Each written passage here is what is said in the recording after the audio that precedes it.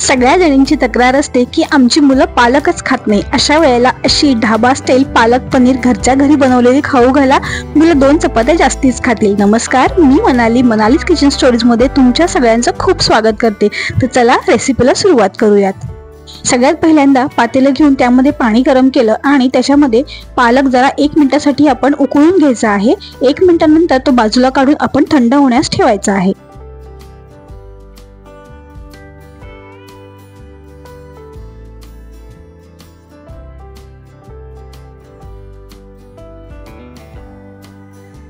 आता पालक पनीरच्या ग्रेव्हीसाठी आपल्याला 2 मध्यम आकाराचे कांदे आणि 7 ते 8 लसणाच्या पाकळ्या घ्यायच्या आहेत।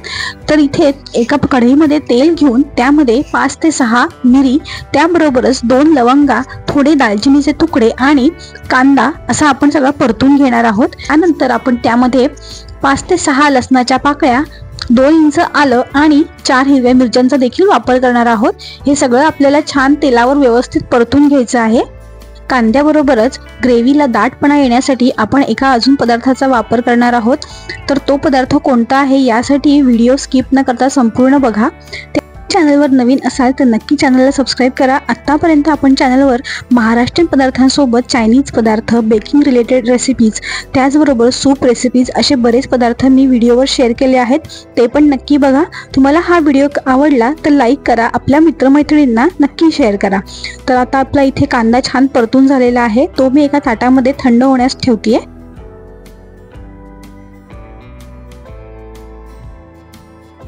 आता एका कढईमध्ये थोडं तेल घेऊन मी पनीरचे तुकडे फ्राय करून घेत आहे। डीप फ्राय करायचे नाहीयेत, परंतु थोडे आपण त्याला परतून घेणार आहोत। जेव्हा मी ही पालक पनीरची रेसिपी घरामध्ये बनवते, लहानांपासून मोठ्यांपर्यंत अगदी सगळेच ही भाजी अगदी चाटून पुसून खातात, 2 चपात्या एक्स्ट्राच खातात। तर तुमच्या घरी पण तुम्ही ही रेसिपी करून बघा, आवडली तर नक्की मला कमेंटमध्ये सांगा। हे पनीर जे आपण फ्राय करून घेतले ते आपण एका प्लेटमध्ये काढून घेऊयात। मगाशी मी म्हटलं होतं की एक असा पदार्थ आहे ज्यामुळे आपल्या ग्रेव्हीला दाटपणा येणार आहे, तर तो पदार्थ म्हणजे काजू।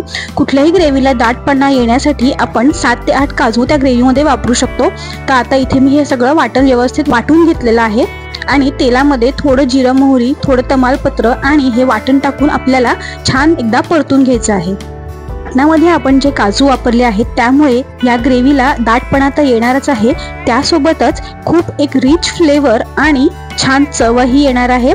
तर तुम्ही नक्की ही टिप यूज करून बघा। आता आपण हे जे उकडून घेतलेला पालक होता तो आपण या ग्रेव्हीमध्ये मिक्स करायचा आहे, वाटून घ्यायचा मिक्सरला आणि आता आपण त्याची छान ही पेस्ट केली आहे ती आपण परतून घेणार आहोत।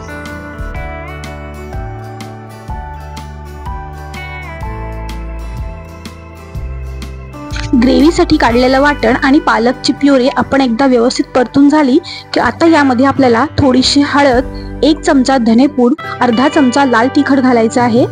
तुम्हाला जास्ती तिखट हवं असेल तर तुम्ही हिरव्या मिरच्यांचा वापर जास्ती करा, पण लाल तिखट इथे वाढवू नका, अदरवाईज ग्रेव्हीला छान हिरवा रंग येणार नाही।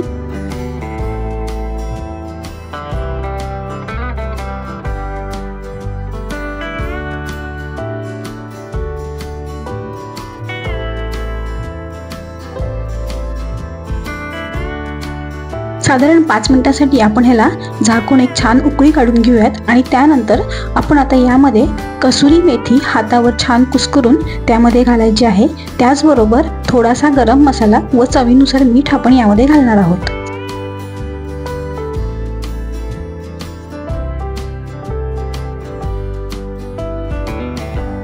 मी ही ग्रेव्ही खूप पातळ करणार नाहीये, त्यामुळे अगदी थोडंसं पाणी मी वापरणार आहे। तुम्हाला जर थोडी पातळ ग्रेव्ही करायची असेल तर तुम्ही यामध्ये गरम पाणी घालू शकता।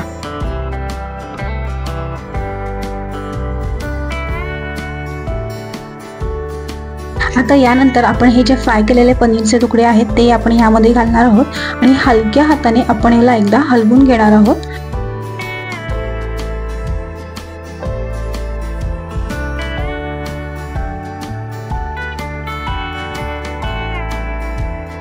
आणि त्यावर झाकण ठेवून परत 5 मिनिटांसाठी आपण एक छान वाफ काढून घेणार आहोत। आता आपली इथे पालक पनीरची ग्रेव्ही तयार झाली आहे।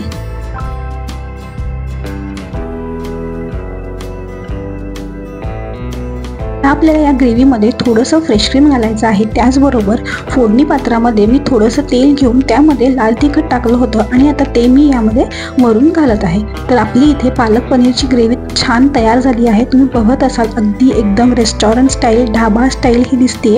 आता आपण ती सर्व करूयात।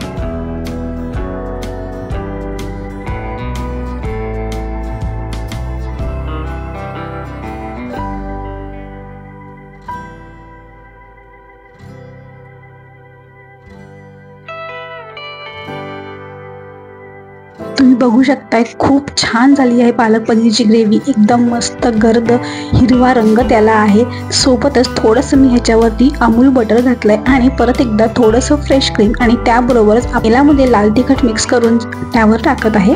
तर अशी ही सुंदर घरच्या घरी ढाबा स्टाईल पालक पनीरची ग्रेव्ही तुम्हाला कशी वाटली? हा रेसिपीचा व्हिडिओ तुम्हाला कसा वाटला नक्की मला कळवा। आवडला असेल तर लाईक करा, कमेंट करा, शेअर करा। चॅनलला आत्तापर्यंत सबस्क्राईब केलं नसेल तर नक्की सबस्क्राईब करा। याबरोबरच अशाच नवीन छान रेसिपीज पाहण्यासाठी परत भेटूयात। तोपर्यंत बाय।